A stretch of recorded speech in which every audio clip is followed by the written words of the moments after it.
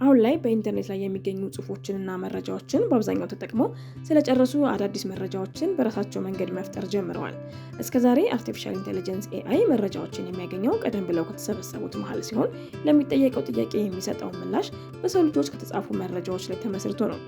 አሁን ላይ የዳታ እጥረት በመቅጠሙ አዳዲሶቹ የኤአይ ሞዴሎች እንደ ኦፕን ኤአይ 01 እና 03 ያሉት የሰዎችን እርዳታ ብቻ ከመጠበቅ በራሳቸው ሰው ሰራሽ መረጃዎችን ማመንጨትና ራሳቸውን ማስተማር ጀምረዋል። ማሽኖቹ አስቸጋሪ ጥያቄ ሲቀርብላቸው ወዲያውኑ መልስ ከመስጠት ይልቅ ነገሩን ደረጃ በደረጃ በጥልቀት በመተንተን ምላሽ ለመስጠት ይሞክራል።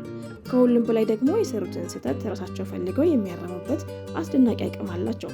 ይህ ደግሞ ቀደም ሲል የነበራቸውን የሚያውቁትን ነገር በግምት የመመለስ ችግራቸውን በእጅጉ ይቀንሰዋል።